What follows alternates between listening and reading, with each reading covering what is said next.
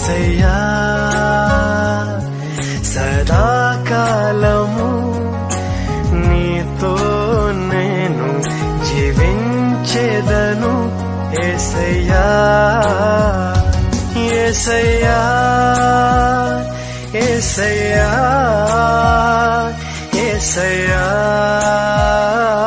Yesayya Yesayya Yesayya Yesayya Yesayya. We will live forever with God.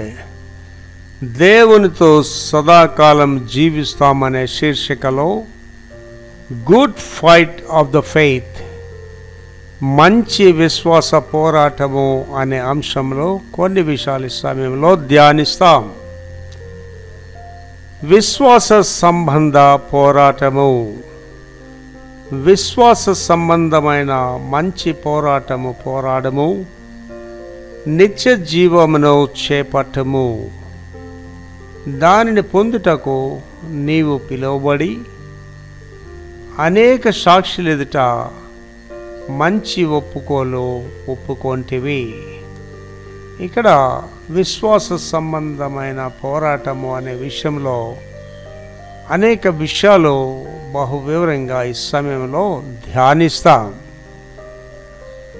అటు తరువాత మనము చూసినట్లయితే అక్షయ కిరీటమునకు పోరాటము. పందెమందు పోరాడు ప్రతివాడు అన్ని విషయములందు మితముగా ఉండును. వారు క్షయమగు కిరీటమునకును, మనమైతే అక్షయమగు కిరీటమునకును మనము పోరాడుచున్నాము.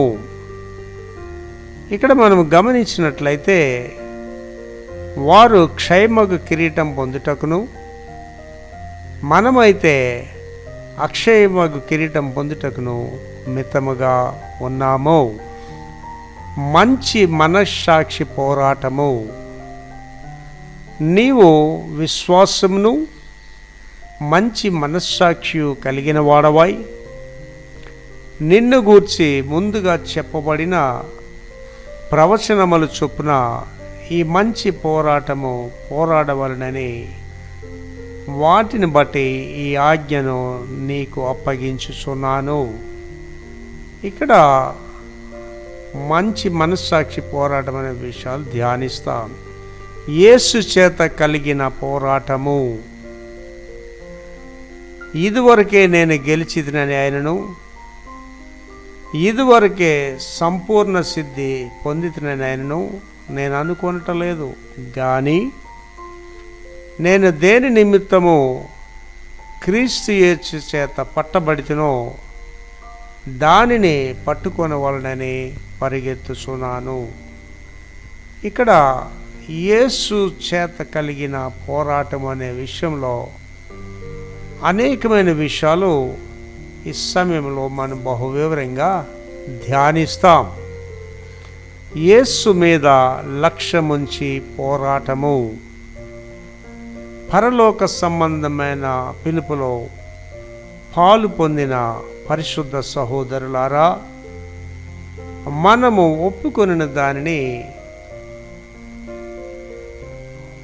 అపోస్తలుడును ప్రధాన యాజకుడైన యేసు మీద లక్ష్యముంచి మనము ఒప్పుకొనిన దానిని పొందుటకు పోరాటం చేయదము అనే విషయాలు వివరంగా ధ్యానిస్తాం.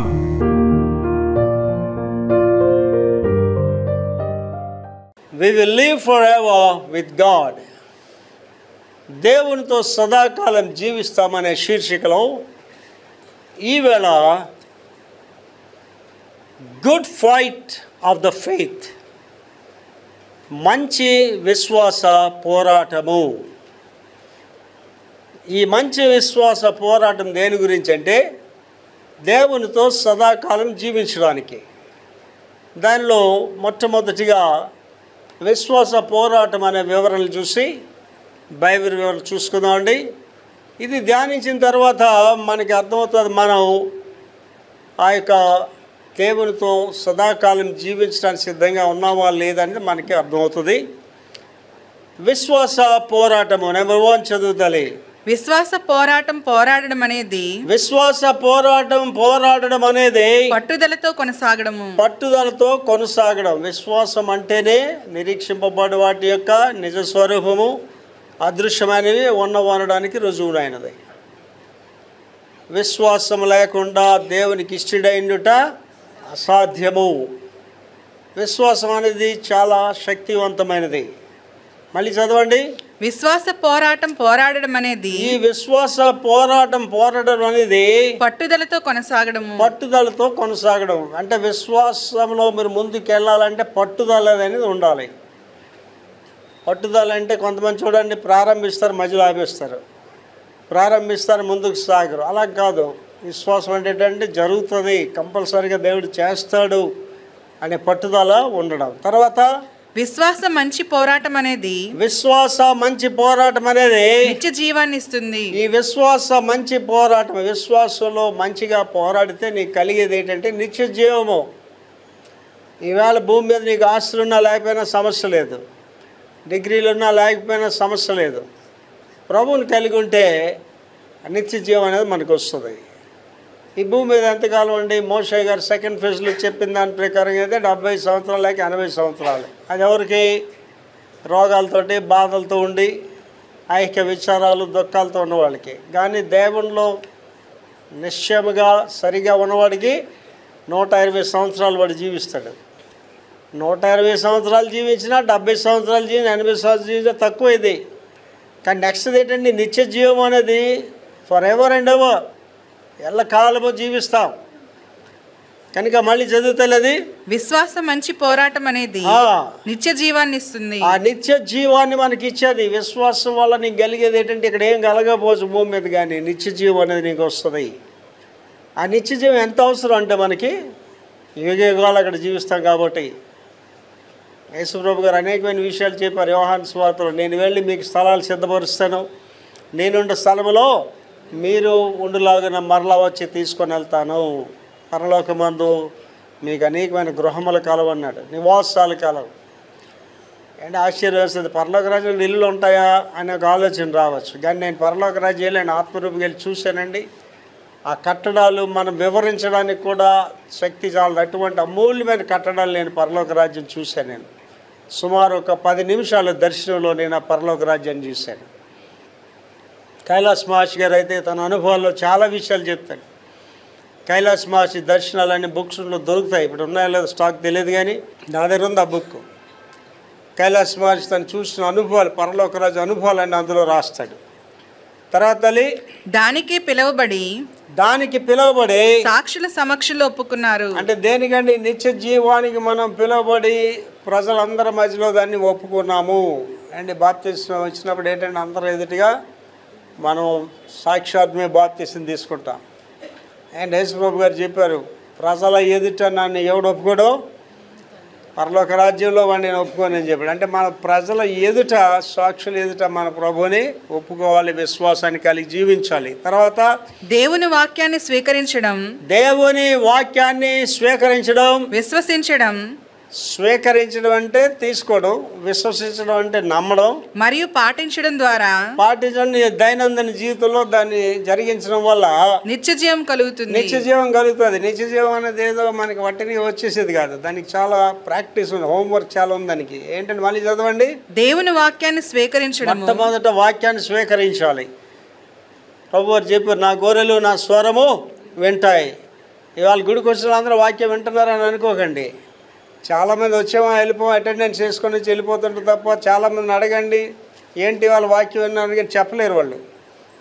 కారణం ఏంటంటే ఏదో గుడికి వచ్చి కూర్చొని వెళ్ళిపోతారు అంతే. ఫస్ట్ థింగ్ వినాలి. వినటం వలన విశ్వాసం కలుగుతుంది. మొదట వినాలి, తర్వాత విశ్వసించడం. వినిన తర్వాత విశ్వసించాలి. ఏంటి? నా గొర్రెలు నా స్వరం వింటాయి కాబట్టి నన్ను వెంబడిస్తాయి. విన్న వాళ్ళందరూ విశ్వసిస్తారా? అంటే నేను చెప్తున్నా, రోగం వస్తే దేవుడి దగ్గరికి వెళ్ళండి. ఎంతమంది వెళ్తారు దేవుడి దగ్గరికి? చక్కగా డాక్టర్ దగ్గరికి వెళ్ళిపోతారు. అంటే ఏం చేశారండి? విన్నారు కానీ దాన్ని విశ్వసించలేదు. విశ్వసించండి, పాటించడం ద్వారా పాటించాలి. అంటే నీ అనుదిన జీవితంలో దాన్ని పాటించాలండి. ఇవాళ చాలామంది ఎక్కడ ఫెయిల్ అవుతారంటేనండి, చిన్నప్పటి నుంచి క్రైస్తవులు గుండాలు ఉంటారు, కానీ వాళ్ళ జీవితాల్లో క్రీస్తు కనిపించడు. నువ్వు చదువుతున్న కాలేజెస్లో, నువ్వు పనిచేస్తున్న ప్రదేశాల్లో నువ్వు ప్రభుని రక్షకుడిగా చూపించగలుగుతున్నావా? అదే పాటించడం అంటే. వాక్యాన్ని వినడం కాదండి, పాటించాలి. తర్వాత నిత్య జీవం కలుగుతుంది. దేవుని వాగ్దానాలు మనకు నిరీక్షణ ఇస్తాయి. మనకి నిరీక్షణ అనేది ఇస్తాయి. నిరీక్షణ అంటే అదే విశ్వాసం, హోప్. దేవుని వాగ్దానాలు, దేవుడు ఎన్ని వాగ్దానాలు ఇచ్చాడండి? మనకి బోల్డ్ వాగ్దానాలు ఇచ్చాడు. అవి ఏం చేస్తాయండి? మనకి నిరీక్షణ కలుగు చేస్తాయి. మళ్ళీ చదువు అదే మాట. దేవుని వాగ్దానాలు మనకు నిరీక్షణ ఇస్తాయి. మనకి నిరీక్షణ ఇస్తాయి. దేవుడు అనేకమైన వాగ్దానాలు చేశాడు. అబ్రహాముకి దేవుడు అనేకమైన వాగ్దానాలు ఇచ్చాడు. మనకి దేవుడు అనేకమైన వాగ్దానాలు చేశాడు. వాగ్దానాలు మనం స్వతంత్రించుకోవాలి. అక్కడే మనకి నిరీక్షణ కలుగుతుంది. తర్వాత లేఖనాలను అధ్యయనం చేయడం ద్వారా మనము నిత్య జీవం కొరకు మంచి పోరాటం పోరాడతాం. లేఖనాలంటే ప్రొఫెటికల్ వర్డ్స్, ప్రవచనాత్మకమైన మాటలు, వాక్యము, ముందుగా చెప్పబడిన వాక్యాలు. లేఖనములను అధ్యయనం చేయడం అంటే నేర్చుకుని మనం వాటిని ప్రాక్టీస్ చేస్తూ ఉన్నప్పుడు మనం నిత్య జీవం కొరకు మంచి పోరాటం పోరాడగలము. అంటే నిత్య జీవం కొరకు పోరాటము, మంచి పోరాటం కలగాలంటే లేఖనాలు నీ మైండ్లో ఉండాలి. దేవుడిచ్చిన వాగ్దానాలు నీ మైండ్లో ఉండాలి. లేకపోతే జీవించడం అంత ఈజీ కాదండి. నువ్వు నామకార్థ క్రైస్తుడిగా ఉంటే ఇవేమి నువ్వు పాటించలేవు. కనుక లేఖనాలు అనేవి, దేవుడు మనకిచ్చిన వాగ్దానాలు అనేవి, ప్రవచనాలు అనేవి మనం అధ్యయనం చేసుకోవాలి. తర్వాత విశ్వాసం అనేది క్రైస్తవులకు ఒక పోరాటము. విశ్వాసం మనకి ఏంటండమా? పోరాటం. క్రీస్తు యేసునందు సద్భక్తితో జీవింప ఉద్దేశించువానికి శ్రమలు తప్ప. విశ్వాస జీవితం నిత్యం పోరాటమే కదా. చాలే నీ భక్తి ఏంటి? నువ్వే భక్తురాలు అనుకుంటున్నావా? అండ్ ఎన్ని మాట్లాడతారండి? ఏంటి నువ్వు అతమాట అలా ప్రార్థన చేసుకొని ఉంటావు? మీ దేవుడు చేయలేదా, మీ దేవుడు ఇవ్వలేదా అని హేళనగా మాట్లాడేటప్పుడు అది ఎంత బాధగా ఉంటుందో ఒకసారి ఆలోచించండి. అదే చెప్తున్నాడు ఇక్కడ, చదవమా. విశ్వాసం అనేది క్రైస్తవులకు ఒక పోరాటము, క్రైస్తవులకు ఒక గొప్ప పోరాటము. అందులో మనం అందరము కష్టపడి ముందుకు సాగాలి. అంటే పోరాటంలో ఏంటండి? కష్టపడాలి, ముందుకు సాగాలి, వెనక్కి వెళ్ళిపోకూడదు. అండ్ చక్కని ఇంగ్లీష్లో పాట ఉంది, నో టర్నింగ్ బ్యాక్ అంటే. అండ్ వాళ్ళు చాలామంది చూడండి, సంఘాలు స్టార్ట్ చేస్తారు, ఎత్తేస్తారు. సంఘం కొంతవరకు నడిపిస్తారు, ఆపేస్తారు. అవన్నీ కూడా నాకు ఎదురేడు చాలా సీనియర్ సేవకుడే, ఏం సార్ ఎలాగుంది మీ చర్చ్ అంటే, చర్చ్ ఎత్తేసాను సార్ అని చెప్తున్నాడు. సాగించడం అంత ఈజీ కాదు. విశ్వాసయాత్రలో చూడండి, మీరు ఒకప్పుడు ప్రభువులోకి వచ్చిన ఎంత ప్రార్థన చేస్తున్నారు, ఇవాళ ఎంత ప్రార్థన చేస్తున్నారు. అండ్ ప్రభువులోకి వచ్చిన కొత్తలో ఎలాగుండేవారు, ఎటువంటి అద్భుతాలైన దేవుడు చేస్తాడనే విశ్వాసం. ఇవాళ ఎలాగున్నారు? ఇవాళ సన్నగిల్లిపోతున్నారు. చదువు అదే మాట. విశ్వాసం అనేది క్రైస్తవులకు ఒక పోరాటం. అది మనకి. అందులో మనం అందరము కష్టపడి ముందుకు కష్టపడాలి, ముందుకు సాగాలండి. వెనక్కి వెళ్ళేది కాదు విశ్వాసం అనేది. నా మటుకైతే బ్రతుకుట క్రీస్తు, చావు అయితే లాభం. నా వరకు అయితే వెనక్కి వెళ్ళే పరిస్థితి నాకు లేదండి. నాకు ఎంత విశ్వాసం అంటే, దేవుడు నాకు చెప్పినవన్నీ జరిగిస్తాడు, చేస్తాడనే గొప్ప విశ్వాసం నాకు. చేస్తున్నాడు, ఇంకా చేస్తాడు దేవుడు. తర్వాత మనల్ని మనం క్రమశిక్షణలో ఉంచుకొని నిత్య జీవం పొందడానికి కష్టపడాలి. నిత్య జీవం పొందడానికి మొట్టమొదటి ఏంటండి? క్రమశిక్షణ, సెల్ఫ్ డిసిప్లైన్. అండ్ ఇప్పుడు నేనున్నాను, నాకు అధికారులు ఎవరు లేడు, దేవుడు తప్ప నాకు అధికారం ఎవరు లేడు. నేను ఏమైనా చేయొచ్చు, ఎక్కడికైనా వెళ్ళొచ్చు. కానీ ఎంత క్రమశిక్షణతో ఉంటానంటే, ప్రభుకి ఇష్టడిగా ఉన్నానా లేదా, అని చెప్పిన పని చేస్తున్నానా లేదా, నన్ను నేను ఎప్పుడు ఆయన దగ్గర పరీక్షించుకుంటాను. అదే అంటున్నాడు. మళ్ళీ చదవమా. మనల్ని మనం క్రమశిక్షణ అనేది నీకు లేకపోతే నీకు విలువ ఉండదండి. 2 సంవత్సరాల పైనుంచే కాఫీ టీలు తాగడం మానేసాను. అంటే తాగకూడదంటే తాగకూడదంతే. క్రమశిక్షణ అనేది అవసరం. కరెక్ట్గా రాత్రి 10 గంటలకు పడుకుని పోతాను, కరెక్ట్గా తెల్లవారు 4 గంటలు లెగిసిపోతాను, నిలువ మోకాళ్ళ మీద ప్రార్థన చేస్తాను, 1.5-2 గంటలు ప్రార్థన చేస్తాను. టైం 8:30 అవగానే బ్రేక్ఫాస్ట్ అండ్ ఫ్యామిలీ ప్రేయర్, 12:30 అవగానే లంచ్, మళ్ళీ సాయంత్రం 8:30 అవగానే డిన్నర్ అండ్ ఫ్యామిలీ ప్రేయర్. 10 అయితే ఇంకెవరితో మాట్లాడినా పడుకుని పోవడమే. సెల్ఫ్ డిసిప్లిన్ నీకు అవసరం అంటే, నీకంటూ ఒక క్రమశిక్షణ ఉంటే నీ ఆరోగ్యం బాగుంటుంది, ఆధ్యాత్మిక జీవితం బాగుంటుంది, అన్నిట్లోనే బాగుంటుంది. అదే చెప్తున్నాడు ఇక్కడ. మళ్ళీ చదువురా, అది మనల్ని మనం క్రమశిక్షణలో ఉంచుకొని నిత్య జీవం పొందడానికి కష్టపడాలి. నిత్య జీవం పొందడానికి ఏం చేయాలా? పడుకోవడం కాదు, ఏం చేయాలబ్బా? కష్టపడాలి. No pain no gain. కష్టపడకపోతే నీకు ఫలితం అనేది రాదండి. అండి విక్టర్ ప్రభాకర్ అనేవాడు ఈ స్థాయిలో ఉన్నాడంటే ఎంత కష్టపడి ఉంటాను ఒకసారి ఆలోచించేయండి. ఈ వాళ్ళకి నేను కష్టపడుతూనే ఉంటాను, 24 hours నాకు చాలు. అలా కష్టపడుతూనే ఉంటాను, పని చేస్తూనే ఉంటాను. ఆ కష్టం నిన్ను ఎక్కడ తీసుకెళ్తుందండి? నిత్య జీవానికి పట్టుకొని వెళ్తుంది. తర్వాత క్రమం తప్పకుండా ప్రార్థన మరియు ధ్యానంలో సమయాన్ని వెచ్చించాలి. క్రమము తప్పకుండా అంటే ఇప్పుడు ఇక్కడ కూర్చున్న వాళ్ళందరికీ ఒక ప్రశ్న వేస్తాను. మీరు ప్రార్థన చేసి ఎంతకాలం అయింది? రోజు చేస్తున్నారా? క్రమము తప్పకుండా. భోజనానికి క్రమం ఉందా లేదా? టైంకి తినేయాలంటే భోజనం. ప్రార్థనకి ఎక్కడ క్రమం ఉంది? ఇవాళ చేసుకుంటే రేపు చేసుకుంటానులే అని. ప్రార్థన గురించి మీరు బాగా ఆలోచించండి. ఒకరోజు ప్రార్థన చేయడం మానేని మరుసటి రోజు గ్యారంటీగా చేయరు. ఆ రోజు చేయడం మానేని మరుసటి రోజు కూడా గ్యారంటీ చేయరు. పోనీలే 6 రోజుల తర్వాత చేద్దాం అనుకుంటారు. ప్రార్థన ఎలా చేయాలండి? క్రమము తప్పకుండా ఎవ్రీ డే ప్రార్థన. ఇంకోటి ఏంటంటున్నాడండి? ధ్యానంలో సమయాన్ని, ధ్యానము, మెడిటేషన్.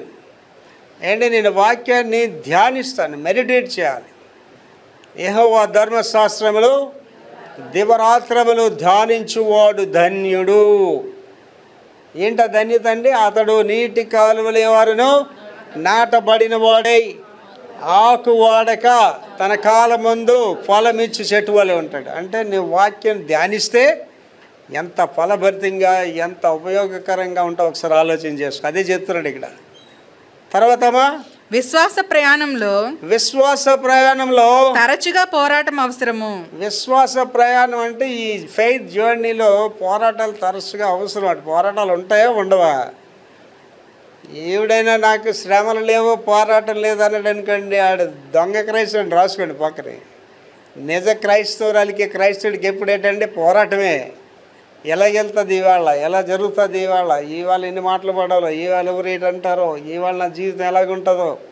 పోరాటం కంపల్సరీ అనమాట. పోరాటం చదవం. అదే మళ్ళీ విశ్వాస ప్రయాణంలో తరచుగా పోరాటం అవసరము. పోరాటం అనేది నీకు అవసరం ఉంటుంది. శ్రమ పడకుండా, పోరాటం లేకుండా నేను నిత్య జీవంలోకి వెళ్ళలేవండి. ఈ పోరాటం గురించి చెప్తున్నాడు. చదవా. పోరాటం అంటే ఏంటి? గొప్ప శ్రమను. ఈ పోరాటం అనేది గొప్ప శ్రమను, కృషిని సూచిస్తుంది. ఈ పోరాటంలో ఏముంటుందండి? గొప్ప శ్రమ ఉంటుంది. కష్టాలు, బాధలు. ఏంటి? అపోస్తలుల జీవితాలు చూస్తే, విశ్వాసాల జీవితం ఎవరు సుఖంగా లేరండి. ఎన్నో కష్టాలు పడ్డారు, బాధలు పడ్డారు. ఆహారానికి బాధపడ్డారు, వనరులకి బాధపడ్డారు. కష్టపడుతూనే సేవ చేశారు తప్ప ఎవడో సుఖంగా సేవలు చేయలేదు. చాలా బాధలు పడ్డారు. మరి డేవిడ్ లివింగ్స్టన్ అయితే ఆఖరి గడియలని తినడానికి కూడా తిండి లేదని, ఆ మొక్కలు దుంపలు తిని కూడా జీవించాడు ఆయన.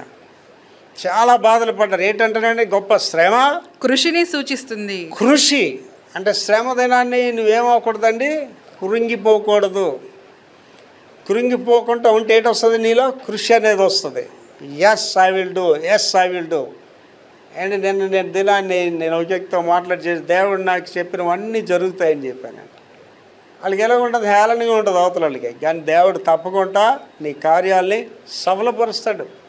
దానికి ఏంటి అవసరం అండి? శ్రమ అవసరం. ఆ శ్రమలో నేటి ఉండాలండి, కృషి ఉండాలి. అండ్ ఇంకా సంస్కృత్ వర్డ్ ఉంటుంది ఏంటంటే కృషితో నాస్తి దుర్భిక్ష అంటారు. అంటే కృషితో అన్నీ చేయగలము. చేయకపోవడం ఏముండదండి. మీరు ప్రయత్నించడం, చదువుకునే పిల్లలు ఇక్కడ ఉన్నారు. మీరు 100% మార్క్స్కి ట్రై చేయండి, 80% వస్తుంది. నాకు ఒక 80 మార్కులు వస్తే చాలు అని చదవండి, 60 మార్కులు వస్తాయి. 60 మార్కులు వస్తే చదవండి, 40 మార్కులు వస్తాయి. 40 మార్కులు వస్తే చాలు, పాస్ అయిపోతే చాలు అనుకుని గ్యారంటీ ఫెయిల్ అయిపోతారు. అర్థమవుతుందండి? మీరు బాగా ఆలోచించుకోండి, కూర్చొని ఒంటరిగా కూర్చొని ఆలోచించుకోండి. దిశ లేని జీవితాలు వేస్ట్, వాళ్ళకి జీవితానికి విలువ కూడా లేదు. అండ్ నీ జీవితంలో ఏం చేయాలి, ఎక్కడికి వెళ్ళాలని ఆలోచన లేకపోతే నువ్వు జీవిస్తుంది ఫర్ నథింగ్ యూఆర్ లివింగ్. చాలామంది ఏటుకుంటారంటే తిన్నాం పడుకుందాం చాలు అనుకుంటే జీవితం కాదండి, పశువులు చేసే పని అది. నీకు ఒక దర్శనం అనేది, ఒక ఆశయం అనేది లేకపోతే నీకు పశువులకి ఏం తేడా లేదు. అండ్ ఇవాళ నాకు 71 సంవత్సరాల్లో కూడా నా ఆశయాలు ఇంకా ఉన్నాయి, జరగవలసినవి ఉన్నాయి. వాటి గురించి కృషి చేస్తున్నాను, పని చేస్తున్నాను, పరిగెడుతున్నాను వాటి గురించి. చదవమళ్ళీ అది. పోరాటము గొప్ప శ్రమ కృషిని సూచిస్తుంది. కృషి చేయాలండి. నా వరకు అయితే నేను అలా వర్క్ చేస్తున్నాను, హోంవర్క్ చేస్తూనే ఉంటాను. కంపల్సరీగా దేవుడు అది మనకి చేసి తీరుస్తాడండి. తర్వాత లాస్ట్ అందులో ప్రతిరోజు ప్రార్థన ధ్యానంతో మీ రోజు ప్రారంభించండి. Start your day with prayer and meditation. అండి నేను ఉదయం లేచిన తర్వాత ప్రార్థన చేయకుండా దేవుడితో మాట్లాడినండి. ఫస్ట్ నా దేవుడితో మాట్లాడతాను, గంట మాట్లాడుతాను. నిన్నైతే 1:45 ప్రార్థన చేశాను. మొన్న అయితే 2 గంటలు నిలువ మోకాల మీద ప్రార్థన చేశాను. ఆదివారం గుడికి రావాలి కాబట్టి తక్కువ టైం ప్రార్థన చేస్తాం. కంపల్సరీ అండి. Start your day with prayer. మీరు అనుకోవచ్చండి రాత్రి లేట్గా పడుకున్నాను, ఈ పనులంతా బడలికితో ఉన్నాను, తెల్లవారు లెగలేనని మాత్రం అనుకోకండి. లెగిసి ప్రార్థించేయండి, దానిలో ఉన్న శక్తిని మీరు చూస్తారు. చేయండి, అలవాటు చేసుకోండి. ఎప్పుడైతే ప్రార్థన మీరు మోకాళ్ళు వేస్తారో మీకు ఆటోమేటిక్గా ఆత్మీయ బలం వస్తుంది, శారీరక బలం కూడా వస్తుంది. మనుషుడు రొట్టె వల్ల మాత్రం కాదు, నా నోటి నుండి వచ్చే మాటల వల్ల జీవిస్తాడు. ఏమండి నేను సైన్స్ స్టూడెంట్ అండి. ఒక మనిషి 40 రోజులు ఏమి తినకపోయినా బ్రతుకుతాడు. 40 రోజులు. కారణం ఏంటంటే వాడి దేహంలో 40 రోజులకి సరిపడే నీరు, ఆ శక్తి అంతా ఉంటుందండి. ఆ 40 రోజుల తర్వాత చచ్చిపోతాడు. కనుక రొట్టె వల్ల కానీ తిండి వల్ల మనిషి బతుకుతున్నాడని కాదండి. దేని వల్ల జీవిస్తాడని మనిషి? ప్రార్థనా జీవితం వల్ల జీవిస్తాడు, దేవుని మాటల వల్ల జీవిస్తాడు. అందుకేమంటున్నాడండి? ప్రతిరోజును ప్రార్థన ప్లస్ ధ్యానము. అంటే ప్రార్థన అంటే దేవుడితో మాట్లాడడం, ధ్యానం వాక్యం ధ్యానించడం, దేవుడి మాటలు వినడం. వాటితో నీ జీవితాన్ని ప్రారంభించాలి. అప్పుడు నీకు ఎక్కడికి వెళ్ళినా సఫలతే, అపజయాలు ఉండవు, దేవుడు నీతో ఉంటాడు. అంటే ఏదో లాటరీ టికెట్ దొరుకుతుందని నేను చెప్పట్లేదు. నీకు ఏ స్థితిలో ఉన్నా హ్యాపీగా ఉంటావు. డబ్బు ఉంటే హ్యాపీ వస్తుందని మాత్రం మీరు ఎవరు అనుకోకండి. డబ్బు ఉంటే బాధలు వస్తాయి. ధనము సమస్త కీడులకి మూలం. ఎవడు ఆనందంగా జీవిస్తాడంటే పేదలైన మీరు ధన్యులు అని. ఎవరి దగ్గర డబ్బు ఉంటే వాడే హ్యాపీగా జీవిస్తాడు. వాడికి అలా పడుకోగా నిద్ర వచ్చేస్తాయి. డబ్బులు ఉన్నవాడు పడుకుంటే నిద్ర రాదు. వాడు దొంగలు ఎత్తి వెళ్ళిపోతుందా, ఈ డబ్బుల సంగతి ఏంటి, అలా డబ్బులు వస్తాయా రావా, ఈ డబ్బులు ఎలాగే, దీని గురించి ఆలోచన చేస్తాయి. కనుక మన దినాన్ని దేంతో ప్రారంభించాలండి? ప్రార్థనతో, ధ్యానంతో ప్రారంభించాలి. అటువంటి అలవాటు ఇక్కడ ఎవరికైనా లేదనుకోండి, ఈవేళ ఒక నిర్ణయం తీసుకొని వెళ్ళండి. ప్రభువా రేపటి నుంచి నేను ప్రార్థన చేయకుండా నా రోజున మొదలు పెట్టననే ఒక ఆలోచనతో వెళ్ళండి. అద్భుత కార్యాలు మీ జీవితంలో చూస్తారు. బైబిల్ వివరంలోకి వెళ్తున్నామండి. అందులో 5 విషయాలు చూస్తామండి. విశ్వాస సంబంధ పోరాటము మూలవాక్యం అదే. ఇవాళ మూలవాక్యం అదే, విశ్వాస సంబంధ పోరాటము. 1 తిమోతి 6:12. 1 తిమోతి 6:12 చదువురా. విశ్వాస సంబంధమైన మంచి పోరాటం పోరాడము. నిత్య జీవమును చేపట్టుము. నిత్య జీవాన్ని చేపట్టు. దాని పొందుటకు నీవు పిలువబడి అనేక సాక్షులు ఎదుట మంచి ఒప్పుకోలు. ఇది మూలవాక్యం. విశ్వాస సంబంధమైన జీవితం దేంతో ముడిపడి ఉందండి? పోరాటంతో ముడిపడి ఉంది. నిత్య జీవాన్ని చేపట్టు, దాని మీద మనసు ఉంచు. నీవు పిలువబడి, యు ఆర్ కాల్డ్. పిలువబడ్డా నువ్వు, నేను పిలువబడి అనేక సాక్షులు ఎదుట మంచి ఒప్పుకోలు ఒప్పుకోండి. This is important thing and మన లైఫ్లో. పిలుపు ఉండాలి, అనేకులు ఎదుట మంచి ఒప్పుకోలు కలిగి ఉండాలి. నువ్వు జీవిస్తున్న ప్రదేశంలో, నువ్వు పని చేస్తున్న ప్రదేశంలో, నువ్వు చదువుకుంటున్న ప్రదేశంలో మంచి సాక్ష్యం కలిగి ఉండాలండి. That's very important thing. అది ఎక్కడ వస్తుందండి? ఈ యొక్క విశ్వాస సంబంధమైన పోరాటాలను వస్తుంది. తర్వాత ఇంకొక పోరాటం గురించి చెప్తున్నాడండి. అక్షయ కిరీటం నాకు పోరాటం. అక్షయ కిరీటం అంటే ఎవర్ లాస్టింగ్ క్రౌన్. ఆ దేవుడు మన ఎత్తుకొని పోలేడు, పాడవనిది వాడబారనిది. అక్షయ కిరీటం నాకు పోరాటము. 1 కొరింథీ 9వ అధ్యాయం 25వ వచనం. 1 కొరింథీ 9:25. మరియు 10 మంది పోరాడు ప్రతివాడు అన్ని విషయములందు మితముగా ఉండును. అన్ని విషయాల్లో మితముగా ఉంటాడు. వారు క్షయమగు కిరీటమును పొందుటకును. వారు క్షయమగు అంటే మనకు కనిపించే ఒక కిరీటం పొందడానికి, మనమైతే అక్షయమగు కిరీటమును పొందుటకును మితముగా ఉన్నాము. కనిపించేదానికి కనిపించని కిరీటం గురించి మనం పోరాడుతున్నాము. రైట్, మొదటి నుంచి చదవండి. మరియు 10 మంది పోరాడు ప్రతివాడు అన్ని విషయములందు మితముగా ఉండాలి. అంటే పందెంలో వెళ్ళేటప్పుడు వాడు ఏంటంటే అన్నిట్లో మితంగా ఉండాలి. ఎక్కువ తినకూడదు. తింటే పరిగెట్టలేడు, తినేస్తే పని చేయలేడు. అండి నేను ఉదయాన్నే లేస్తా అండి, 1 గంటన్నర 2 గంటలు నీళ్ళు మోకాళ్ళ మీద ప్రార్థన చేస్తాను. అది అయిన తర్వాత 1 గంటన్నర ఫిజికల్ ఎక్సర్సైజ్ చేస్తాను. ఫిజికల్ ఎక్సర్సైజ్ చేసేటప్పుడు నేను కడుపు ఖాళీగా ఉండాలి. ఫిజికల్ ఎక్సర్సైజ్ చేసేటప్పుడు కడుపులో ఉండడానికి వీల్లేదు. భోంచేసి ఎక్సర్సైజ్ ఎవరు చేయకండి దయచేసి. భోంచేసి పడుకోకూడదు, అది కూడా తెలుసుకోండి. భోంచేసిన తర్వాత వెంటనే పడుకుంటే మీ దేహాలు వాటికి ఇష్టం వచ్చిన రూపాల్లోకి వెళ్ళిపోతాయి. కనుక భోంచేసిన వెంటనే పడుకోవడం అనేది చాలా చెడ్డ అలవాటు అది. కనుక ఇక్కడ ఏంటంటే ఇది ఏమంటున్నాడండి, మితముగా ఉండాలి. అంటే ఆహారం దగ్గర మితంగా ఉండాలి. అండ్ నేను ఉన్నానండి, నా సైన్స్లోనే రాశాను, eat what you want, do not eat what you have. నీ దగ్గర ఎంత ఉందో అంతా తినీక, నీకు ఏటి కావాలో అదే తిను. అంటే నేను మీ ఇంటికి వచ్చినప్పుడు భోజనాలు పెట్టినట్టు చూడండి, మీరు ఎన్నో పెడతారు కానీ నాకు ఎంత కావాలో అంతే తిని ముగిస్తాను అంతే. మితంగా ఉండాలి. ఒక తిండి దగ్గరే కాదు, మాటల్లో మితంగా ఉండాలి, క్రియలలో మితంగా ఉండాలి, డిసిప్లిన్ కలిగి మనం ఉండాలి. మితముగా ఉండము. వారు క్షయమగు కిరీటమును పొందుటకును. ఇవన్నీ వాళ్ళు ఎందుకు పాటిస్తున్నారండి? కనిపించే బహుమాన కప్పు గురించో కిరీటం గురించో పనిచేస్తున్నారు. మనమైతే అక్షయమగు కిరీటమును పొందుటకును కాదండి. విక్టర్ ప్రభాకర్ ఇంత శ్రమ పడుతున్నాడండి, రాత్రుల్లో కష్టపడుతున్నానండి, 71 సంవత్సరం ఎడతెగ పరిగెడుతున్నానండి. నా బహుమానం ఏంటంటే మీకు ఎవరు కనిపిస్తుంది, నాకే కనిపిస్తుంది. కానీ ఇవాళ నేను పడుతున్న ప్రయాసం అంతా ఏంటండి, ప్రభుని ఒకటి అడుగుతున్నాను ఏంటంటే, ప్రభు మీ సన్నిధికి వచ్చేటప్పుడు బలా నమ్మకమైన మంచి దాసుడు అనిపించుకోవాలి. అది జరగాలి అంటే నా విజన్ నెరవేరాలి, నా దర్శనం నెరవేరాలి, నేను అనుకున్న సంఘం రావాలి. ఇప్పటివరకు ఎన్ని ఆత్మలు సంపాదించాను, అనేక రెట్ల ఆత్మలు సంపాదించాలి. అప్పుడు నేను రావడమే నీ దగ్గరికి ఎలాగొస్తాను ప్రభు? ధైర్యంగా వస్తాను. ఎస్ ప్రభు మీరు చెప్పిందంతా చేసానని వస్తాను. అప్పుడు గ్యారంటీ మీరు నన్ను ఏమంటారు? బలా నమ్మకమైన మంచి దాసుడు అంటారు. దాని గురించి మనం పోరాడుతున్నాం అండి. నేను పోరాడుతుంది భూమి మీద ఏదో సంపాదించుకోవాలని కదా. ఏంటంటే డబ్బు సంపాదించాలంటే I'm very good businessman. నేను డబ్బు సంపాదించాలంటే ఒక రెప్పపాటున కోట్లు సంపాదించగలను. But that's not my motto. నా ఆశయం కాదు అది. డబ్బు మీద ఆలోచనే నాకు ఉండదు, ధ్యాసే నాకు ఉండదు. దేవుడు నాకు ఎంత కావాలో అంత ఇస్తాడు, అంతవరకే తప్ప డబ్బు సంపాదించాలనే కోరిక నాకు ఎప్పుడూ లేదు. ధనాశ నీకు కలిగిన తోడనే దాన్ని విడిచిపెట్టే సామెతలు 23లో చెప్తాడు.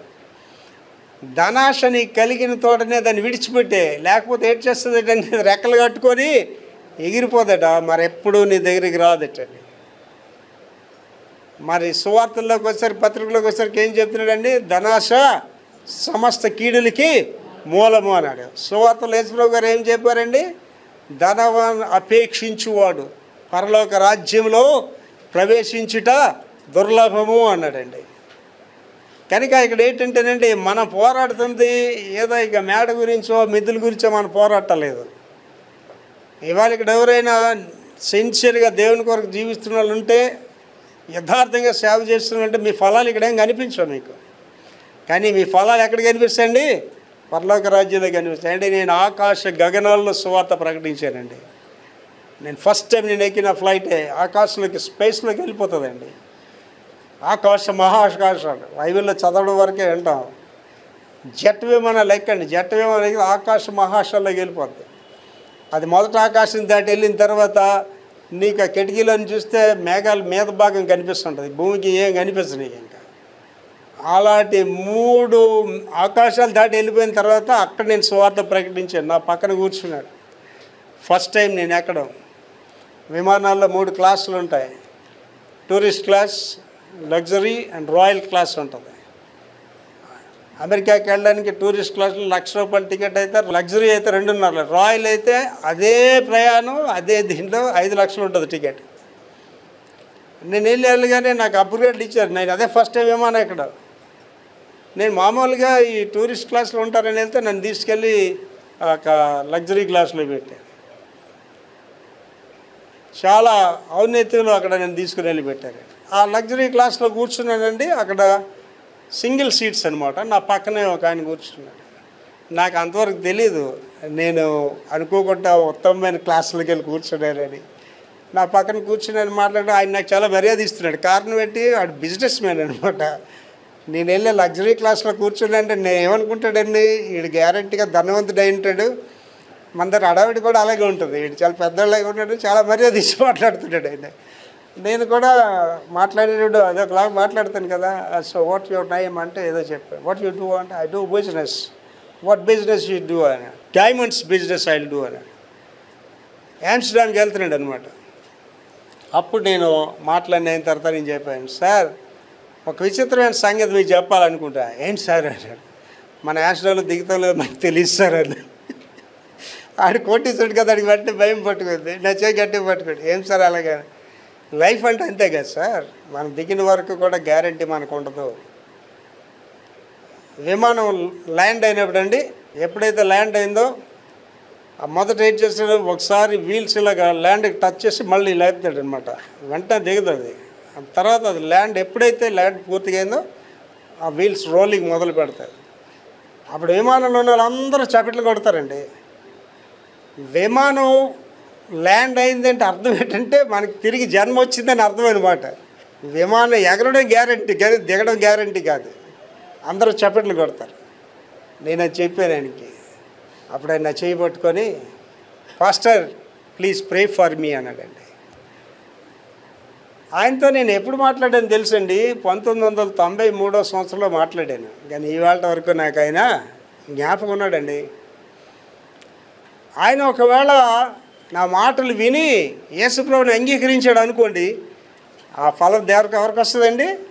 నాకే వస్తుంది. ఇలాగండి నేను చాలామందికి స్వార్థ ప్రకటించాను ప్రపంచంలో అండి. ఒకసారి నాకు అమెరికా నుంచి ఒక ఆయన పెరీ బోన్స్ అని నాకు గిఫ్ట్ పంపించాడండి. డబ్బులు పంపించాడు. నేనైనా ఎవరో నాకు తెలీదు, నాకు ఎందుకు డబ్బులు పంపించాను. అప్పుడు ఆయన చెప్తున్నాడు, నాకు పలానా సంవత్సరంలో పలానా రోజులు అమెరికాలో పలానా చర్చ్లో నువ్వు మాట్లాడావు, అక్కడ ఒక వీల్ చైర్ మీద ఒక తీసుకొస్తే నువ్వు ప్రార్థన చేసి వాడికి స్వస్థత వచ్చింది, అది చూసి నేను మారు మనసు పొందానని రాశాడండి. అండ్ ఇలాగ నేను చెప్పుకొని వెళ్ళాలంటేనండి, నేను చెప్పిన సువార్త వల్ల మారు మనసు పొందిన ప్రపంచంలో ఉన్నారు. ఒక ఇండియాలో కాదు, ప్రపంచంలో. ఇప్పుడు పరలోక రాజ్యంలో నాకు అవన్నీ ఏంటండి, అక్షయ కిరీటము, బహుమానాలు. ఆయన ఒకడికైనా మీకు కూడా మీరు సువార్త ప్రకటించడానికి నువ్వు పెద్ద భక్తురాలు ఉండవచ్చు, పెద్ద మనిషి ఉండవచ్చు లేదు. యాంగిచోక సువార్త ప్రకటించింది వయసు ఎంతండి అమ్మాయికి? ఇవాళ మనందరి చేతుల్లో బైబిల్ ఉన్నాయి. బైబిల్ రావడానికి కారకులు ఎవరండి? జస్ట్ 12 years గాడు, చిన్నపిల్ల. దేవుని వాక్యం చెప్పడానికి డిగ్రీలు అవసరం లేదు, బైబిల్ జ్ఞానం ఏం అవసరం లేదు. యేసుప్రభు రక్షకుడు అని చెప్తే చాలు అద్భుతాలు జరుగుతాయి.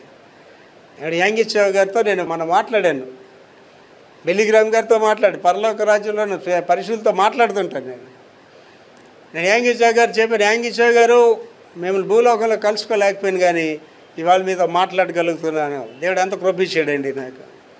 పరిశుద్ధులతో మాట్లాడుతాను, ప్రభుతో మాట్లాడుతాను. పరలోక ప్రార్థన మోకరించగానే ఆకాశం తెరవబడుతుందండి. మొన్నటి దినాన్ని అయితే ఒక అగ్నిస్తంభం కనిపిస్తుంది నాకు నా ఎదురుగా. అగ్నిస్తంభాన్ని అలా చూస్తున్నాను, అందులోంచి ఒక అగ్ని జ్వాల చాలా టక్కుమని వచ్చి నన్ను ఇలా తాకిందండి. తెలుస్తుంటుంది మనకి, ఇంకా ఆధ్యాత్మిక శక్తి పెరుగుతుంటుంది, ప్రార్థనా శక్తి పెరుగుతుంటుంది. కనుక మనం పొందేవి ఈ కనిపించేవి కాదండి. తర్వాత అండి మంచి మనస్సాక్షి పోరాటం, ఇవన్నీ పోరాటాల మీద ఉంటాయి. మంచి మనస్సాక్షి కలిగిన పోరాటం, మంచి మనస్సాక్షి అండి. అంటే నీ మనస్సాక్షి, నీ కాన్షియస్ అండి. మనస్సాక్షి అనేది మనిషితో ఏకీపించదు. దొంగడికి దొంగతనం చేస్తున్నట్టు చెప్తుంటుంది, తప్పు చేస్తున్నాడు తప్పు చేస్తున్నాడని చెప్తుంటుంది. నేను చూడండి, మనం బడే కొట్టి సినిమాలకి అక్కడికి వెళ్ళిపోయింది కండి, మంచి భయం ఉంటుంది ఇంటికి వెళ్తే ఏంటంటారు. అదే మనస్సాక్షి. మనస్సాక్షి పోరాటము. ఈ మనస్సాక్షి అనేది మనతో ఎప్పుడూ పోరాడుతుంటుంది. 1 తిమోతి 1:18-19 వచనాలు చదవండి. నా కుమారుడైన తిమోతి, నీవు విశ్వాసము మంచి మనస్సాక్షి కలిగిన వాడవై నిన్ను గూర్చి ముందుగా చెప్పబడిన ప్రవచనముల చొప్పున ఈ మంచి పోరాటం పోరాడవలనని వాటిని బట్టి ఈ ఆజ్ఞను నీకు అప్పగించుచున్నాను. మళ్ళీ చదవండి తల్లి. నా కుమారుడైన తిమోతి, నీవు విశ్వాసము మంచి మనస్సాక్షి కలిగిన వాడవై. మనస్సాక్షి, విశ్వాసం అనేది ఇంపార్టెంట్. విశ్వాసం గురించి చెప్పాను కదండి. హెబ్రీ 11:6 చెప్తాడు, విశ్వాసం లేకుండా దేవునికి ఇష్టడేనట అసాధ్యం. దేవుని యొద్దకు వచ్చువాడు దేవుడు ఉన్నాడనియు తను అణుగు వారికి ఫలం అనుగ్రహించవాలని నమ్మవాలేను కదా. That is called faith. తర్వాత అంటే విశ్వాసము మంచి మనస్సాక్షి కలిగిన వాడవై. మంచి మనస్సాక్షి అంటే నీ కాన్షియస్, నువ్వు తప్పు చేస్తావు అని చెప్పకూడదండి. నా అంతరాత్మ కానీ విక్టర్ ప్రభాకర్ నువ్వు వాక్యం చెప్పడానికి అర్హుడు కావని చెప్తే నేను ఉదయం ప్రసంగం చేయనండి, వాళ్ళు చేయను. నేను ఈ ప్రసంగం నా అంతరాత్మ నా మీద దోషారోపణ చేస్తే నేను వాక్యం చెప్పనండి. అంతరాత్మ అనేది ఎప్పుడు నీతో ఏకీపించదు. నరుని ఆత్మ యెహోవా పెట్టిన దీపం, అది నీతో ఎప్పుడు ఏకీపించదు. చెప్తుంటుంది, నీ తప్పుగా చెప్తుంటుంది. లెగు తెల్లవారు లేచి ప్రార్థన చేయంటే మనం ఏం చేస్తాం, ఎవరు లేస్తారులే అని మళ్ళీ అలా పడుకుంటాం. బైబిల్ చదువు ఎవరు చదువుతారులే అని మళ్ళీ పడుకుంటాం. అంతరాత్మను ఏం చేస్తాండి, నాశనం చేసేస్తుంటాం. అందుకే వాక్యంలో ఆత్మను మీరు ఆర్పకుడి. చదవమ్మా 2 మాటలు మళ్ళీని. నీవు విశ్వాసము మంచి మనస్సాక్షి గలవాడవై నిన్ను గూర్చి ముందుగా చెప్పబడిన, నీ గురించి ముందుగా కొన్ని మాటలు చెప్పబడ్డాయి కదా, ఆ ప్రకారంగా మంచి పోరాటం పోరాడవలనని వాటిని బట్టి ఈ ఆజ్ఞని నీకు అప్పగించుచున్నాను. మంచి పోరాటం పోరాడాలి ఏంటి. నేనేం కోరుకుంటానండి, మీరందరూ చక్కగా ఉండాలి ఏంటి. మీరు బాగుంటే నాకు ఎంత సంతోషం అండి. దేవుడు మిమ్మల్ని అభివృద్ధి చేస్తే నాకు ఎంత ఆనందం అండి. ఉదయకాలంలో 2 పాపలు వచ్చారు మొదటి సర్వీస్కి. పాస్ అయ్యండి పాస్టర్ గారు అని చెప్పారు. వాళ్ళకి నేను చెప్పాను, మీరు బాగుంటే నాకు సంతోషం, మీరు మంచి అభివృద్ధి కలిగి ఉంటే నాకు సంతోషం అండ్. ఈ మధ్యకాలంలో పెళ్ళికి వెళ్ళండి, వాడిని చూసి ఎంత ముచ్చట నాకు దేవుడు అని ఎంతగా దీవించాడు వాడిని. మీరు దీవించబడితే నాకు ఆనందం కదండి. అండ్ మొన్న ఫంక్షన్కి వెళ్ళాను, మన దగ్గర పాప చక్కగా విదేశాల్లో సెటిల్ అయింది, వాళ్ళ పిల్లల ఫంక్షన్ ఎంతో నేను ఆనందించాను. మీరు బాగుంటే ఆనందం కదా సార్ నాకు. మీరు బాగలేకపోతే బాధపడేది కూడా నేనే. అదే అంటున్నాడు ఆయన, నువ్వు అది మనస్సాక్షి కాపాడుకొని ఉండు, అందుకే నీకు అప్పగించాను. నా ఆశ అంటే చెప్తున్నాను కదండి, నా సంఘ సభ్యులందరూ ఆత్మావేశం కలిగి, నా సంఘ సభ్యులందరూ ఆత్మతో నింపబడి మంచి సేవకులుగా ఉండాలి. ఒక్కొక్కరు ఒక్కొక్క ఆత్మను సంపాదించాలి దేవుని కొరకు. అది నా ఆశ. కనుక ఇది నీకు అప్పగించాను. అట్టి మనస్సాక్షిని కొందరు త్రోసివేసి విశ్వాస విషయమై బద్దలైపోయిన వారి వల్లే ఉన్నారు. ఎంత బాధాకరం ఆలోచించండి. మొన్న నాకు ఎదురేడు, ఏం సార్ బాగున్నారా? బాగున్నాను సార్. ఎలాగుంది సార్ మీరు చర్చ అంటే, చర్చ ఎత్తిసేయండి సార్ అన్నాడు. ఆలోచించేయండి, వీళ్ళు ఎవరండి వీళ్ళందరూ కూడా? చదవం అదే మాట. విశ్వాస విషయమై బద్దలైపోయిన వారి వల్లే చెడి ఉన్నారు. ఏంటి మీ ఆత్మీయ తండ్రి నీకు నేర్పించాడు, లేదా నీ తల్లి ఏంటి నీకు నేర్పించింది, నీ తండ్రి నీకు ఏంటి నేర్పించాడు, నువ్వు దానివల్ల పొందావు అండి. నా హోల్ లైఫ్లో నేను ఎప్పుడు తృణీకరించలేదండి. నా హోల్ లైఫ్లో ఎవడైనా చిన్న ఉపకారం చేశాడు నేను మర్చిపోలేదండి. నా హోల్ లైఫ్లో నేను ఆశీర్వదింపడానికి కారణం అదండి. నాకు ఆత్మీయ తండ్రులు అంటే చాలామంది అండి. ఎవరి మీద నా స్వరం ఎత్తలేదండి. ఆడు భక్తుడా భక్తిహీనుడా తర్వాత సంగతి. సౌలు రాజు భక్తుడండి. దావీదుని చంపేయడానికి వెంట వెళ్తాడు. భక్తుడా? మంచోడు. ఆడు మంచోడు కాదు. You want to kill David. ఒకరోజు సైనికులు వచ్చారు. అయ్యా, సౌలు రాజు అక్కడ పడుకోవడం చూసాం, మీరు సెలవిస్తాడని చంపేస్తా అన్నాడు. దావీదు ఏమన్నాడండి? అభిషేకింపబడిన వాడిని ముట్టకూడదు అన్నాడు. నేను నిజంగా చెప్తున్నానండి, ఆ వేళ కానీ దావీదుని చంపిరా అని అనుంటే, దావీదు కీర్తనలు ఉన్నవండి, దావీదు గురించి మనం మాట్లాడుకోం కూడా. దేవునికి అయిష్టమైనది ఏంటంటే అని తిరుగుబాటు అండి. దేవుడికి ఇష్టం లేనిది అది. సొంత అక్క అన్నయ్య తిరగబట్టరండి ఎవరి మీద? మోషే మీద. మోషేకి ఏం కోపం రాలేదు. నా మీద అవడం తిరగబడడం మీద నాకేం కోపం రాదండి. మోషేకి కోపం రాలేదు. కానీ ఎవరు కోపం వచ్చిందండి? దేవుడు కోపం వచ్చి ఏం చేశాడండి? కుష్ఠరోగం పంపించాడు వాళ్ళిద్దరికి. మళ్ళీ ఈవిడు ప్రార్థన చేత కుష్ఠరోగం పోయిందండి, ఈడే ప్రార్థన చేత కానీ కుష్ఠరోగం పోయింది. చాలామందికి అర్థం కాదండి. నీకు ఇక్కడ ఉన్న వాళ్ళందరికీ చెప్తానండి, దైవ సేవకుడి మీద ఎప్పుడు ఇలా వేలు చూపించవద్దు. దైవ సేవకుడు ఎప్పుడు నీ స్వరాన్ని పెంచవద్దు. ఆడు చెత్తోడైనా సరే, ఆడు మంచోడు చెడ్డోడు అని నేను చెప్పడం లేదు ఇక్కడ. నువ్వు దీర్ఘాయుష్మంతుడు అవునట్లు నీ తల్లి నీ తండ్రిని, ఆ మంచి తల్లిదండ్రులు చెడ్డ తల్లిదండ్రులు లేదు, సన్మానించడే నీ పని. స్త్రీలారా, ప్రభువునకు పోలే మీ సొంత పురుషులకు విధేయులు అన్నాడు. ఊరికంటే పాస్ గారు తాగిపోతున్నా కొడుకండి, ఆడి వల్ల మా ఇల్లే పాడైపోయిందంటే మంచి భర్తకు లోపడి మన రాయింది అక్కడ. ఎవడైనా సరే వాడికి నువ్వు లోపడి ఉండాలి. ఏంటి మాట వింటేనండి భయం వస్తుందండి. చదవ మళ్ళీ ఆ మాట. అట్టి మనస్సాక్షిని కొందరు త్రోసివేసి విశ్వాస విషయమై ఓడ బద్దలైపోయిన వారే చెడి ఉన్నారు. కారణం ఏంటంటే వాడి పునాది సరైంది కాదు, వాడు ప్రారంభమే సరైంది కాదు. ఇక్కడ ఉన్న వాళ్ళందరికీ చెప్తాను, నా నాయకులు ఉన్న వాళ్ళు చెప్తున్నాండి, దేవుడి మాటలు ఎంత స్పష్టమైనవి అంటే, ఎవడైనా నువ్వు నా ఆలయమును పాడు చేయగోరినలా నేను వాడిని బహుగా పాడు చేస్తాను.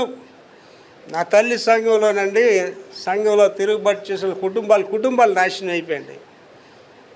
ఒక తండ్రి తన ఇద్దరు కొడుకులు ఆ ఒకే స్కూటర్ మీద యాక్సిడెంట్లో చచ్చిపోయారండి. ఇలాంటి వాళ్ళు చాలామందిని చూశానండి. సంఘం అనేది ఎవరిదంటే విక్టర్ ప్రభాకర్ది కాదు.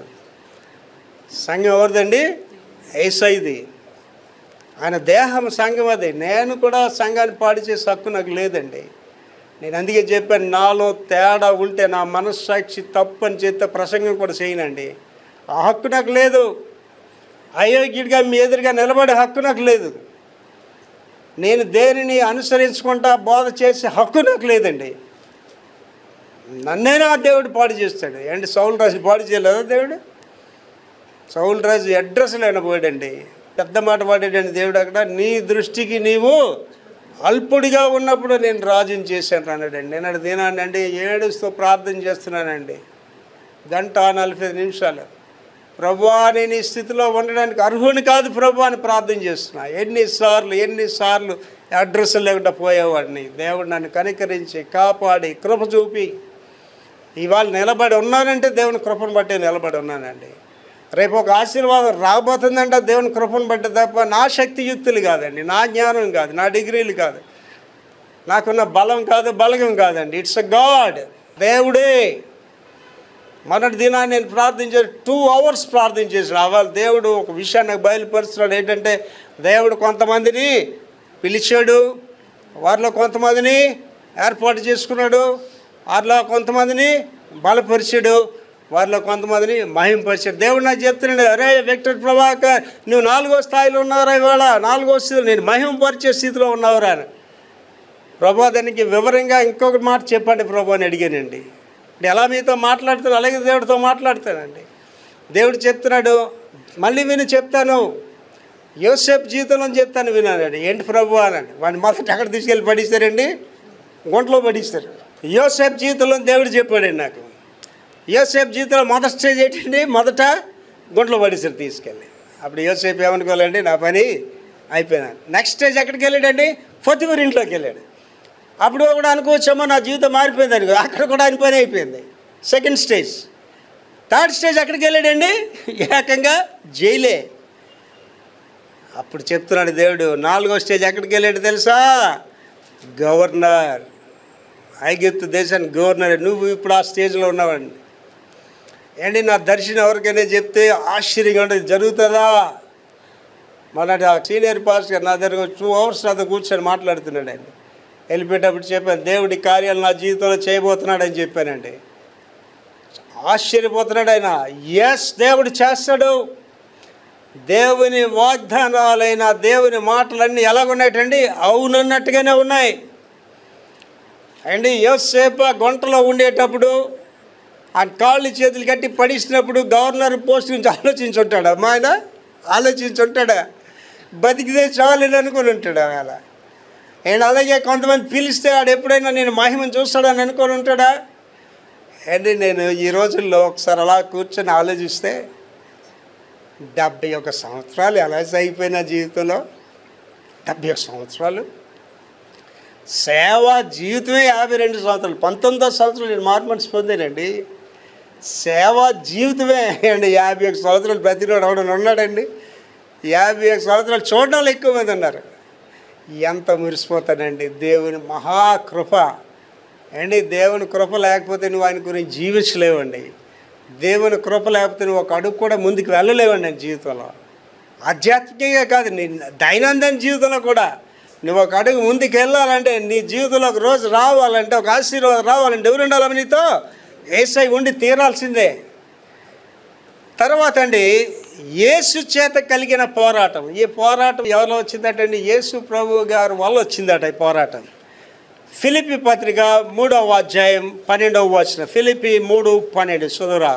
ఇదివరకే నేను గెలిచితినని అయినను, ఇదివరకే నేను గెలిచితైనను, ఇదివరకే సంపూర్ణ సిద్ధి పొందితినని అయినను నేను అనుకొనుటలేదు గాని నేను దేని నిమిత్తము క్రీస్తు యేసు చేత పట్టబడుతున్నో దానిని పట్టుకొన వలనని పరిగెడుతాను. 2 భాగాలుగా ధ్యానిస్తాను. మళ్ళీ చదువుతాలి. ఇదివరకే నేను గెలిచితినని అయినను అంటే నా వరకు నేనండి అమ్మాయ నేను 21 సంవత్సరాలు చదువుకున్నా, నేను చక్కగా మాట్లాడగలను, ఇంగ్లీష్ చక్కగా మాట్లాడగలను, 14 దేశాలు తిరిగి వచ్చాను, నేను సాధించేసాను, ఐఎమ్ ఓకే నేను అనుకోవట్లేదు. నేను మళ్ళీ చదవరా. ఇదివరకే నేను గెలిచితినని అయినా నేను గెలిచిపోయానని సాధించేసాను నేను అనుకోవట్లేదు. ఇదివరకే సంపూర్ణ సిద్ధి పొందుతునని అయినా సంపూర్ణ సిద్ధి పొందుతునని కూడా నేను అనుకోవట్లేదు అండి. ఇవాళ మీకు వాక్యం చెప్తున్నానండి. ఏంటి నాకున్న వాయిస్కి అనుభవానికి దేశాలు తిరిగి వచ్చిన దానికి నేను సిద్ధపడవలసిన పని లేదండి. ఒక వాక్యం తీసి నేను గంటల తరబడి చెప్పగలను. శుక్రవారం 2వ ప్రార్థనకు వస్తే మీకు అర్థమవుతుంది. ఒకే ఒక వచనం తీసుకొని 45 నిమిషాలు చెప్తాను. అప్పటికప్పుడే దాన్ని చెప్తానండి. అంటే మహానుభావుడు మీకు అందరికీ ఎరిగిన మాసిలమ్మని గారని. మాసిలమ్మని గారు అలాగ హ్యాపీగా స్టేజ్ మీదకి వచ్చి ఒకే ఒక వచనం తీసుకునేవాడండి. 1.5-2 గంటలు చేపిస్తేవాడు ఆయన. యెహోవా కొరకు ఎదురు చూచువారు నూతన బలం పొందుదురు, పక్షిరాజులే పైకి ఎగురుదురు, అలేకా సాగిపోదురు, సమస్యలకా నడిచిపోదురు. యేసయ్య కొరకు పరుగు ఈ లోకానుసారమైన పరుగు కాదు అని మొదలెట్టుకోడండి. ముగించేసరికి 2.5 గంటలు అయిపోయిందండి. నేను ఉండబట్టలేక అప్పటి నుంచి నాకు తెలుసుకోవాలి, నేర్చుకోవాలి. ఆ మెసేజ్ అని తర్వాత వెళ్తే వాసులమ్మని గారు, పెద్దయ్య గారు నా వయసు చాలా సరే ఇది అడగడానికి సరే ప్రశ్న వేస్తాను ఏమని అడగరా నాయన సార్. ఒక వచనం తీసుకొని 2.5 గంటలు ఎలా చెప్పి పరిశుద్ధాత్మదేవుడే చెప్తాడు రా అని. ఏంటి నేను మెసేజ్ ఎలా ప్రిపేర్ అవుతానంటే వారం అంతా సిద్ధపడతానండి. నాకు వాక్య అనుభవం ఉంది కదా, నాకు అది తెలుసు కదా, ఇది తెలుసు అని అనుకోనండి. ప్రభుని అడుగుతాను, ఏది చెప్పమంటారో అదే తీసి మీకు తెలియచేసి చెప్తానండి. ఇవాళ సేవకులు ఆశీర్దింపబడిన వాళ్ళు పాడైపోవడానికి కారణాలు ఇవేనండి. ఇవాళ సేవకులు చాలామంది ప్రార్థన చేయరండి. బాధతో చెప్తున్నానండి. ఎంతమంది సేవకులు 2 గంటలు ప్రార్థన చేసి చెప్పిన వాళ్ళు ఉన్నారండి? ఎంతమంది సేవకులు వాక్యాన్ని ధ్యానిస్తున్న చెప్పిన వాళ్ళు ఉన్నారండి? సేవలకు టైం లేదండి. ఇవాళ కనుక ఇది చాలా ఇంపార్టెంట్. First phase చదువుతలి. ఇదివరకే నేను గెలిచితినని అయినను, నేను గెలిచితినని అయినను, ఇదివరకే సంపూర్ణ సిద్ధి పొందుతునని అయినను నేను అనుకునట్లేదు గాని నేను దేని నిమిత్తము క్రీస్తు యేసు చేత పట్టబడ్డాను దానిని పట్టుకునే వాళ్ళని పరిగెడుతున్నాను. ఇవాళ నా పరుగదే. దేవుడు నన్ను పిలిచాడు, ఒక పెద్ద పని గురించి పిలిచాడు. లేకపోతే 93వ సంవత్సరంలో నేను అమెరికాకి వెళ్ళినప్పుడు 93వ సంవత్సరంలోనే ఒక పెద్ద బైబిల్ సెమినార్ అమెరికా దేశంలో నా విద్యని, నా బోధన చూసేవాళ్ళు అక్కడ ప్రొఫెసర్గా పనిచేయాలి. 45 నిమిషాలు ప్రీచ్ చేయాలి వాళ్ళకి టీచింగ్. ఆ చర్చ్లో నేను పనిచేయాలి. 93వ సంవత్సరంలోనే నాకు 3 లక్షల జీతం ఇస్తాను అన్నారు. అమెరికా దేశంలో పాస్టర్కి ట్యాక్స్ ఉండదు. మామూలు ఎవడైనా ₹1,00,000 జీతం అంటే 35,000 కట్ చేసి వాడికి జీతం ఇస్తారు 65,000. యంత్రాన్ని జీతం లక్ష రాదు వాడికి. కానీ పాస్టర్కి ట్యాక్స్ ఉండదు. నాకు కారు ఫ్రీ, ఇల్లు ఫ్రీ. 3 లక్షలు ఎప్పుడండి? 93వ సంవత్సరం అంటే 30 లక్షలతో సమానం. వాళ్ళు ఇస్తానంటే నేను చెప్పాను వాళ్ళకి, దేవుడు నన్ను ఎందుకు పిలవలేదు, దేవుడు నన్ను ఎందుకు పిలవలేదు, ఎందుకు పిలిచాడు సార్? నన్ను పేదల మధ్యన పనిచేయడానికి దేవుడు పిలిచాడు. ఇవాళ నా దర్శనం ఏంటండి? విస్తారమైన పరిచర్య చేయాలనే నా దర్శనం. ఆ దర్శనాన్ని కట్టుబడి ఉన్నాను తప్ప నేను హ్యాపీగా ఉండాలని ఆలోచన లేదు. నేను హ్యాపీగా ఉండాలంటే దేవుడు నన్ను ఇవాళ బాగా దీవించాడండి. ప్రార్థన చేయాల్సిన అవసరం నాకు లేదు, కష్టపడవలసిన అవసరం లేదు. దేవుడు మంచి ఇల్లు ఇచ్చాడు, అన్ని వనరులు నాకు ఇచ్చాడు. హ్యాపీగా రెస్ట్ తీసుకొని ఉండగలను. కానీ ప్రయాసపడుతున్నాను, పరిగెడుతున్నాను, రాత్రులు ప్రార్థన చేస్తున్నాను. దేనికండి? నేను ఆ గురు దగ్గరికి వెళ్ళాలి. 2వ భాగం చదువుతలి. నేను దేని నిమిత్తము క్రీస్తు యేసు చేత పట్టబడితినో, దేని నిమిత్తము ప్రభు నన్ను పిలిచాడో, దేని నిమిత్తం నేను పట్టబడ్డానో దానిని పట్టుకొని పరిగెడుతున్నాను. డెఫినెట్గా నా సంఘం మీకు చెప్తున్నా, మీరు కొరింథీ సంఘం కాదు ఇది, కనిండి సంఘం ఇది. మీకు చెప్తున్నాను ప్రభు నామంలో, దేవుడు నాకు ఇచ్చిన దర్శనాన్ని పూర్తి చేస్తాను నా జీవితంలో. చూస్తారు మీరందరూ ఉంటారు, దాంట్లో పాలిభాగస్తులుగా ఉంటారండి. ప్రభుకి చెప్పాను, ప్రభువా నేను చూడకుండా మీ దగ్గరికి రానని చెప్పానండి. తప్పకుండా విధిగా మీ దగ్గరికి వచ్చేటప్పుడు బలా నమ్మకమైన నా మంచి సేవకుడు అని పిలాలి మీరు నన్ను. కనుక 2వ భాగం మళ్ళీ చదువుతలి. నేను దేని నిమిత్తము క్రీస్తు యేసు చేత పట్టబడ్డాను దానిని పట్టుకొని వాళ్ళని పరిగెడుతున్నాను. ఇది నా ఒక్కడికే కాదండి, మీకు కూడా తల్లులారా, యవన బిడ్డలు, ఇక్కడ చక్కని బిడ్డలు ఉన్నారండి, భక్తి కలిగిన పిల్లలు. ఎందుకు పిలువబడ్డాను? Please keep that in your mind. ఎందుకు పిలువబడ్డా మనసులో పెట్టుకోండి. ఈ లోకము దాని ఇచ్చలు మర్చిపోండి. పరిగెట్టండి, దాని గురించి పరిగెట్టండి. దేవుడు అద్భుత కార్యాలు మీ జీవితంలో చేస్తాడు. నీ కుటుంబం నీకు సహకరించకపోవచ్చు. అండి నేను అమెరికా దేశం వెళ్ళానండి. మా అమ్మగారు మా నాన్నగారు చిన్నప్పుడే నేను 4వ క్లాస్ చదివేటోడే నేను మా అమ్మతో, అమ్మ నేను ఎప్పటికైనా అమెరికా వెళ్తానే అండి. మా నాన్నగారు మా అమ్మతో అన్నారు, చిట్టి ఈ కర్రోడికి అన్నీ డాబులేనే, మన బతికేటి మన విమానం ఎక్కగలమా అన్నాడు. నేను 93వ సంవత్సరం ఎక్కడే ఇంటర్నేషనల్ విమానం ఎక్కానండి. అప్పుడు నేను ఏడ్చాను. మా నాన్నగారు అప్పుడు లేరు. నాన్న ఉంటే ఎంత సంతోషించేవాడు అని. నేను చెప్పినాడు ఏడుస్తానండి, దేవుడితో మాట్లాడినప్పుడు ఏడుస్తాను. మీ ఎదురుగా నిలబడ్డానికి నేను అర్హుని కాదు, ఇంత మంచి బట్టలు వేసుకోవడానికి నేను అర్హుని కాదు, విమానం ఎక్కడానికి అర్హుని కాదు, ఇవాళ నేను ఉంటున్న ఇంట్లో ఉండడానికి నేను అర్హుని కాదు, ఇవాళ నేను వాడుతున్న వాహనాలు వాడడానికి అర్హుని కాదు. అందుకే నేను ఎప్పుడు అంటాను, ప్రభువా ఎందుకయ్యా నా మీద ఇంత ప్రేమ నీకు. ఇక్కడ ఉన్న వాళ్ళందరితో చెప్తున్నానండి, God will bless you, God will bless you, God will bless you. Be obedient to the God. విధేయులుగా ఉండండి దేవుడికి, అణకవుగా ఉండండి, అహంకారాలు విడిచిపెట్టండి, గర్వాలు విడిచిపెట్టండి. ఎవడు దీనుడైన స్వరం విని వణుకునో వాడే నేను దృష్టిస్తున్నానండి. నిన్ను గొప్పదానిగా చేయడానికి దేవుడికి ఏం అసాధ్యం కాదు తల్లి. మదర్ తెరీసా ఎంత ఉంటుంది, 4 అడుగులు. ఇంగ్లీష్ రాదు ఆవిడికి, చదువు లేదు ఆవిడికి. ప్రపంచంలో మదర్ తెరీసా అంటే తెలియనివాడు ఎవడు కూడా. ఎంత ఘనపరిచాడండి ఆ తల్లిని దేవుడు, ఎంత ఘనపరిచాడండి. ఆవిడ ఎవరో భారతీయురాలు కాదండి. ఆవిడ చనిపోతే దేశమంతా సెలవు ప్రకటించారండి.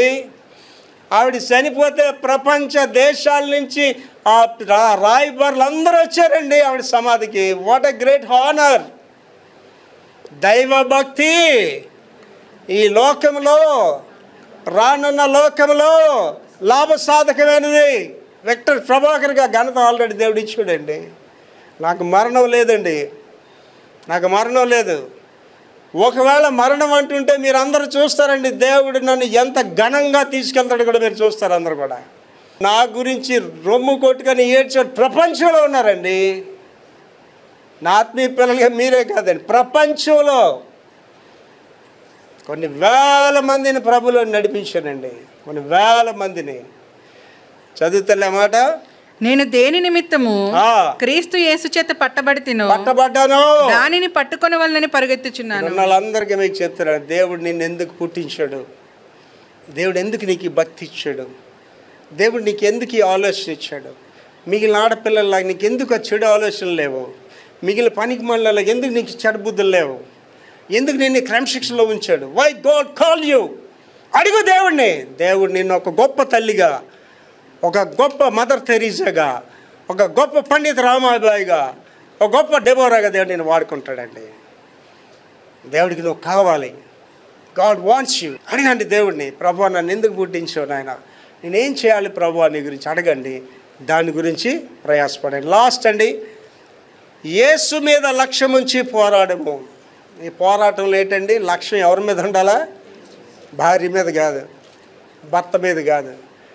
పాస్టర్ గారు నాకు ఎదురైతే ఓహో నాకు భార్య ఉందా అనుకుంటా, ఎదురైతే నాకు కొడుకు ఉన్నాడా అనుకుంటా, ఎదురైతే ఒక కోళ్ళు ఉందా అనుకోండి. ఇలా ఎవరు నా మైండ్లో ఉండరండి. నేను యేసు ప్రభువే. యేసు మీద లక్ష్యం ఉంచి పోరాటము. హెబ్రీ 3:1. హెబ్రీ 3:1. ఇందువలన పరలోక సంబంధమైన పిలుపులో పాలు పొందిన పరిశుద్ధ సహోదరులారా, పాలు పొందిన ఓ పరిశుద్ధ సహోదరి సహోదరులారా, మనం ఒప్పుకొనిన దానికి, మనం ఏదైతే ఒప్పుకున్నామో ఒప్పుకునే దానికి అపోస్తలుడు ప్రధాన యాజకుడైన యేసు మీద లక్ష్యం ఉంచాలి.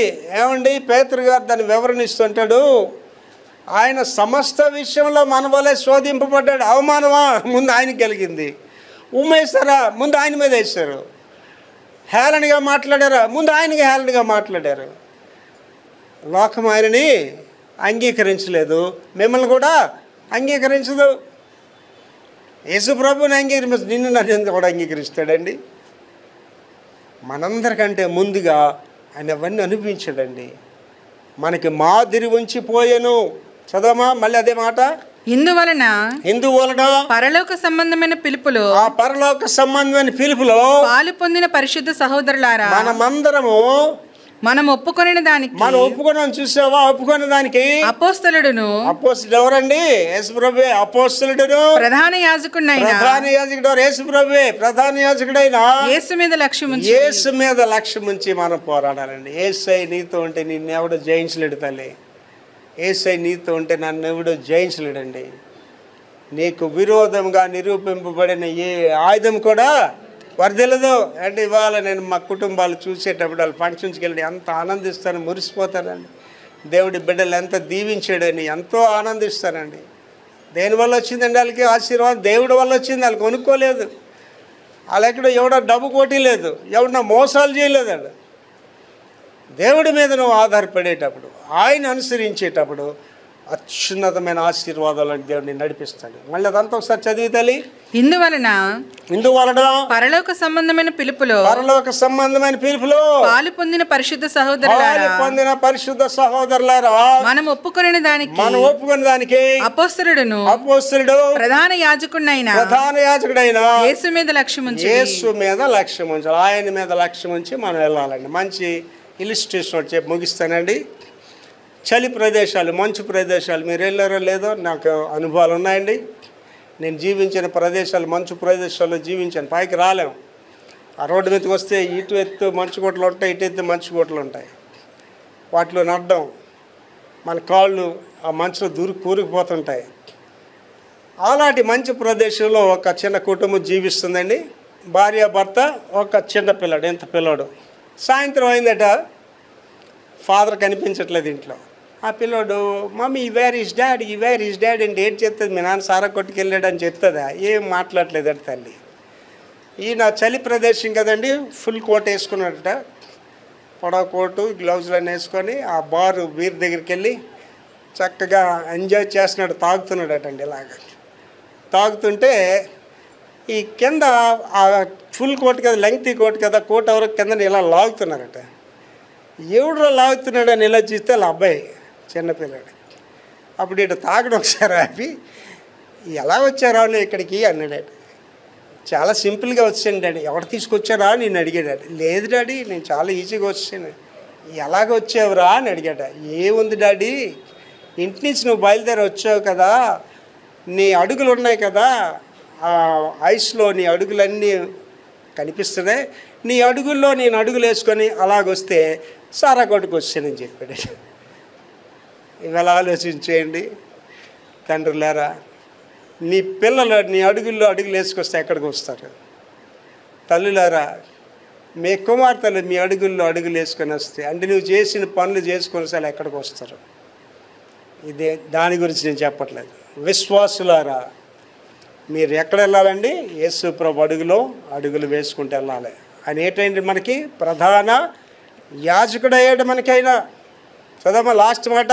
మనం ఒప్పుకునే దానికి అపోస్తలుడును. ఎవరైనా మనకైనా అపోస్తలుడు అయ్యాడు అంటే మనం నడిపించేవాడు అయ్యాడు, ప్రధాన యాజకుడు అయ్యాడు. ఇవాళ ఇక్కడ కూర్చుని అందరితో దేవుడు మాట్లాడాడు తల్లి. చాలా అమూల్యమైన సందేశాలు దేవుడు నీకు నాకు ఇచ్చాడు తల్లి. మనకంటే ముందుగానే శ్రమ పడ్డాడు, మనకంటే ముందుగానే అవమానం పొందాడు, మనకంటే ముందుగానే తృణీకరించబడ్డాడు. ఆయన అంటున్నాడు, ఆయన మనకు అపోస్తలుడిగా ఉన్నాడు, యాజకుడిగా ఉన్నాడు. ఆయన అనుసరించి మనం వెళ్దాం. ఆ నిత్య జీవంలో సదాకాలం ఆయనతో కలిసి జీవిద్దాం. మహాపరిశుద్ధ తండ్రి యేసునాయన కృపామేడ, ఈ దినాన్ని మాతో చాలా స్పష్టమైన సందేశం ఇచ్చారు తండ్రి. మీలో మేము పోరాడచ్చు, మంచి పోరాటం పోరాడి ఆ నిత్య జీవంలో సదాకాలం మీతో జీవించు కృప నాకును మాకందరికీ దయచేయమని యేసు పరిశుద్ధ నామములో వేడుకుంటున్నాం తండ్రి. ఆమేన్.